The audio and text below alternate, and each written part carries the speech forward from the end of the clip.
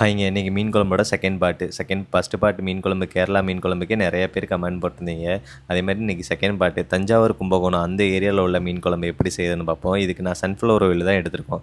Sunflower oil நல்லா எண்ணெய் காஞ்ச பிறகு கடுகு, வெந்தயம், சோம்பு மெயினாக இது நான் ஒன்று சொல்கிறேன். இதில் சோம்பு ஆட் பண்ணியிருக்கோம். தஞ்சாவூர், கும்பகோணம் ஸ்டைலில் எனக்கே இது புதுசாக அரைஞ்சி சோம்பு ஆட் பண்ணியிருக்கோம். அதே மாதிரி தான் பூண்டை வந்து நான் இடிச்சிட்டு நல்லா போட்டிருக்கோம். அதுக்கடுத்து வரமிளகாய், கருவேப்பிலை, அதுக்கடுத்து நமக்கு தேவையான வெங்காயம், பெரிய வெங்காயம் தான். ஹோட்டலை பொறுத்த வரைக்கும் நீங்கள் கேட்கலாம், ஏன் சின்ன வெங்காயம் ஆட் பண்ண மாட்டீங்களான்னு. ஹோட்டலை பொறுத்த வரைக்கும் மெயினாக பெரிய வெங்காயம் தான் அதிகமாக யூஸ் பண்ணுறது.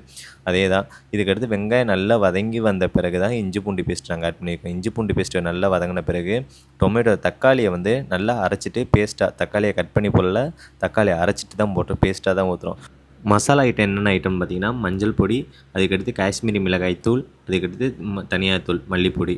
இது கூட நம்ம மீன் மசாலா தூள், குழம்பு மிளகாய் தூள் தான் நம்ம ஆட் பண்ணியிருக்கோம்.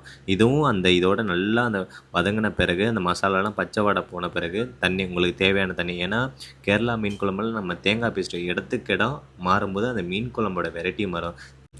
அந்த மாதிரி தான் இந்த மீன் குழம்புக்கு இது நம்ம ஊர் ஸ்டைல் மீன் குழம்புல தேங்காய் பேஸ்ட் வந்து புளி கரைச்சி ஊற்றின பிறகு கடைசியாக ஒரு அரை மிக்ஸி ஜார் மட்டும்தான் நாங்கள் தேங்காய் பேஸ்ட் ஆட் பண்ணியிருக்கோம். தேங்காய் பேஸ்ட் எல்லாம் நல்லா கொதித்து வந்த பிறகு ஃபைனலாக மீனை போட வேண்டியதான். மீனை போட்ட உடனே ஒரு 2 நிமிஷம் அந்த மீனுக்கு எந்தெந்த மீனுக்கு தேவைப்படுதோ அந்த நிமிஷம் நல்லா குக் ஆன பிறகு ஆஃப் பண்ணால் போதும்.